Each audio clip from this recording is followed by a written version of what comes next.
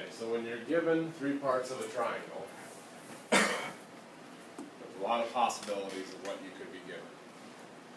As we've discussed already, if I give you side, side, side, or side, angle, side, what method do you use first? Cosine.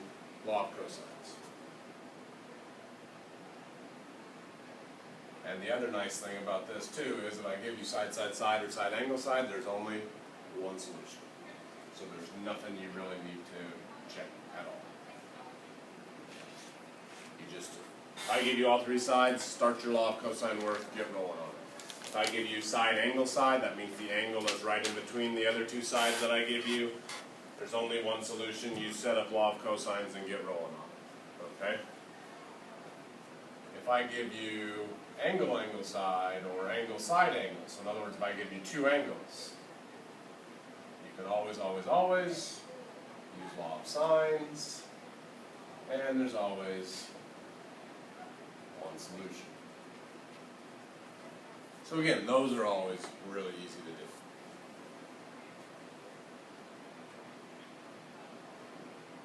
It's when you're given 2 sides and an angle that's not in between the 2 of them that you don't know for sure how many solutions there's going to be. Okay? You will end up using law of sines on this, but there could be 0, 1, or 2 solutions.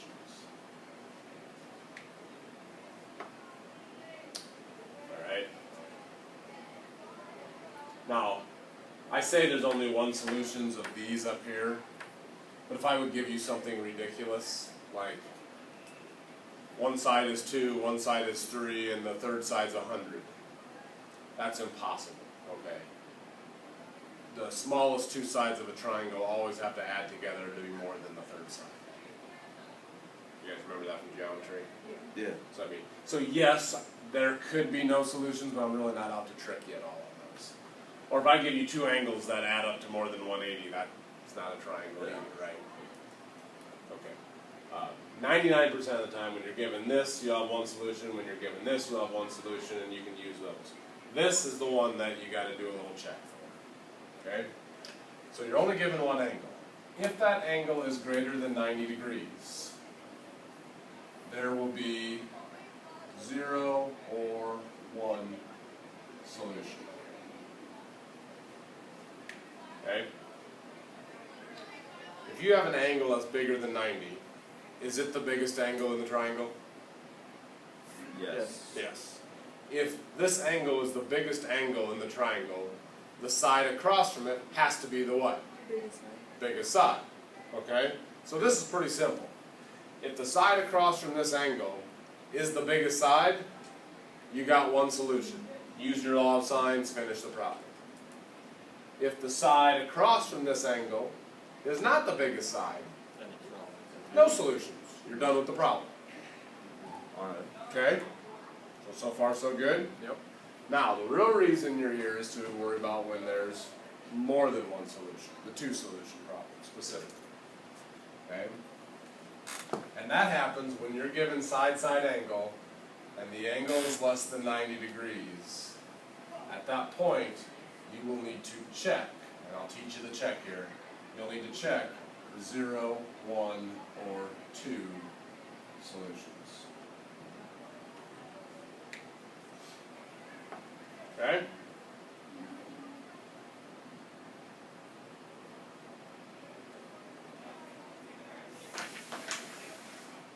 So I'm going to show you the check by using an example. So I'm going to give you, I'm just making this up, so I'm not sure how this is going to work out. Let's go side B is 13, angle B is 48 degrees, and let's go side C is 16 degrees. 16 units, not degrees.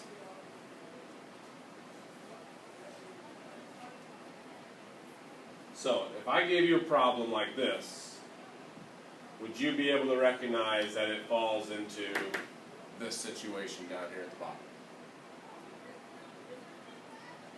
Yep. Would you be able to recognize that you have side-side angle and the angle is smaller than 90? Yep. Yeah. Any questions on recognizing that? Okay. So if you kind of know this is kind of our summary of how to do these problems, okay? If you know you're falling into this category, here's how you run the little check. I always put my angle in the bottom left-hand corner of the triangle. So what I'm going to do is I'm going to draw a dashed line here, because I don't know how long this bottom side of the triangle is. We'll call that side A, all right? I don't know how long it is. But I will go ahead and put my 48-degree angle right here in the bottom left-hand corner. Okay? And then I'm going to go ahead and put side C right here. Then I don't know where side B, which would be the side across from the 48, I don't know. Is it going to come in towards this? Is it going to drop straight down? Is it going to just go out? Is it even long enough to get down here to that third side? We don't know. That's the check that we're about to do. But as soon as I see this information, this is the picture I draw right here. Then, I pretend that I have a right triangle, and I try to solve for the height. Okay? I didn't get much done. Okay. Still pretty shaky. Okay. So, I pretend it's a right triangle and I go to find this height. Because I'm saying for right now I have a right triangle, I can use SOHCAHTOA to help me find that height, right? Yep. Yeah. Sine of 48 equals h over 16. Multiply both sides by 16. I'm going to need a little help from someone with the calculator. Take 16 times the sine of 48.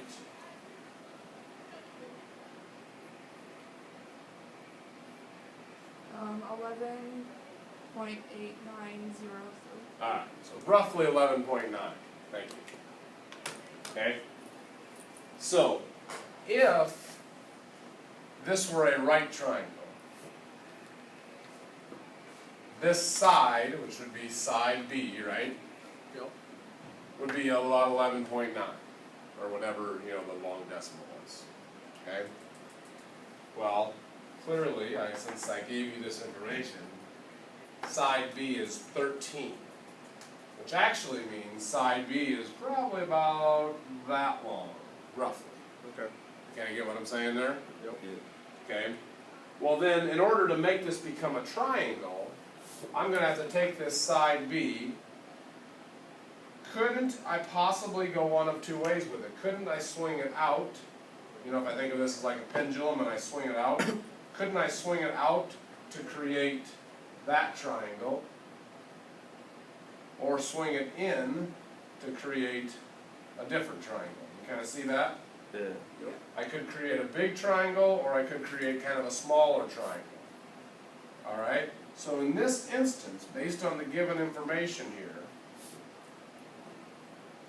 because my height was only 11.9, but my side is actually longer than that, my side is 13, that side 13 could swing out or it could swing in, creating two solutions. So because B is greater than 11.9, I know I have two solutions. Oh, one more thing too. Because B is greater than 11.9, but still smaller than the 16. Okay, and the reason I say it has to be smaller than 16, let's say for instance this side was like 25. Is there any way I could swing it in and it would hit somewhere here? No. This is only 16. There's no way it's going to hit any point here. So the only way you could swing it if it was that long is out. It'd have to be a real long side right out there. You guys follow me on that? Yeah. Okay? So that's the check that I would do. And you say, okay, well, how can there be 0, 1, or 2 solutions? Well, let's say side B was only, for example, let's say side B was only 7 units long. So in other words, it would be about that long. Could you even create a triangle? Yes. No.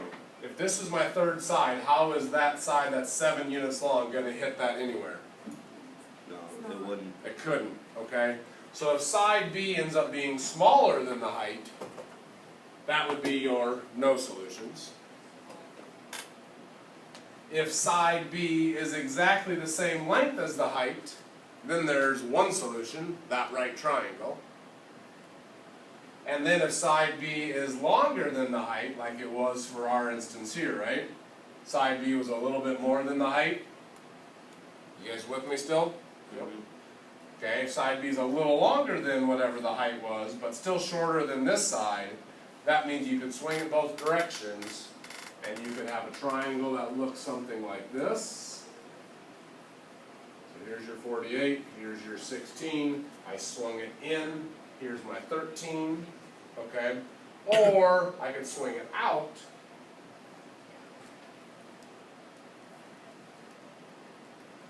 and it looks like this. Okay, see what I did there?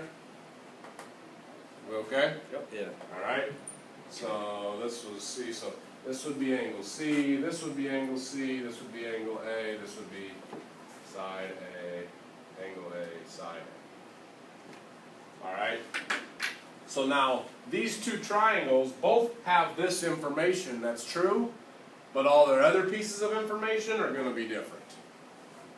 Okay, so now let's go about solving it. We know we have to use law of sines. So I'm going to go sine 48 over 13 equals sine C over 16. You guys agree with that? Sine 48 over 13, sine of C over 16. Is that a yes from everybody? Yeah. Yep. You following that? How do I do this? Cross multiply. Cross multiply, divide by 13, and then I'm going to have to inverse sine, aren't I? Yeah. Okay, little help from you guys there. Wait, we're dividing sine 48 by 13? Well, you're going to go this times this, Right, yeah. divided by 13, and inverse sine. I'm not going to write it out for time purposes here.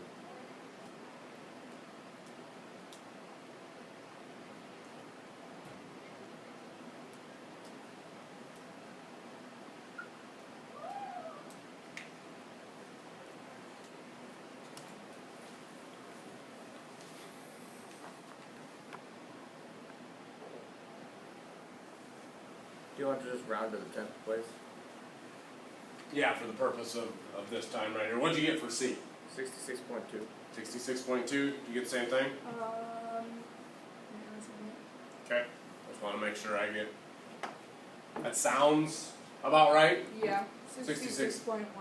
So Sure. right. Yep. Okay. Now look at this. Okay, real quick. So you got 66.2. Does this angle look like an angle that's 66.2? No, it does not. Does this one maybe look like an angle that's 66.2? Yes. Yes. Okay. My setup would have been the same for this triangle over here. Okay. So you actually just found the C for this triangle. Because my setup's the same. Sine 48 over 13 equals sine C over 16. So this is the one where C is 66.2. This C right here, your calculator didn't give you the answer to because your calculator only gives you one answer when it does inverse sine. But remember, there's a lot of answers when you do inverse sine. The calculator is only capable of giving you one. And if you're not quite sure what I'm talking about, okay, if you would inverse sine both sides of the equal sign here, your calculator is going to give you an answer of 30 degrees, right? Yeah. Because the sine of 30 degrees equals 1/2. You with me? Yep. But the sine of 150 also equals 1/2, doesn't it? Sine of 150 degrees. Yeah. Okay? So, the calculator only gives you one answer because it can't give you multiple answers. But if you think about it, okay, one of the answers is 30 degrees, while the other answer would just be another 30-degree angle, but in the second quadrant, which would actually end up being a 150-degree angle, right? Yeah. 30 degrees and 150 degrees add up to 180. They're supplements of each other. And that will always be the case. So while your calculator only gives you one possible answer, this 66.2, there's another answer in the second quadrant that has the same reference angle, that has the same sine value as well. So in other words, to get that value of C, I'm just going to take 180 minus 66.2. 13 or 113.8. Okay, 113.8. Wow, got done. I was wondering why we always did that. Yeah. Because the calculator won't give that to us. It only gives us the answer in the first quadrant. Okay? So now I think I'm not going to finish this for time purposes, okay? Because I got to probably get going myself. But real quick here, if this was 66.2, could you find angle A? Yes. Yeah. Because if you know two angles, you can figure out the third one. And once you know angle A, couldn't you set up another law of sines to help you find side A? Yeah. Same thing here. Angle C is 113.8. Once I have angle C here, I can find angle A. And once I know angle A, I can again set up another law of sines to find that side A. Okay? So at this point in the process, what I kind of do is I just focus on one triangle, I finish that triangle, then I come over here and focus on that triangle and finish that one. They're going to have completely different answers. Side C here was 113.8. Angle A is going to be different in this one than it is there. Side A is going to be different than that side A. They're going to be different answers. They're two separate triangles. But they do have this in common, but their other three parts were different. So that's the two solution.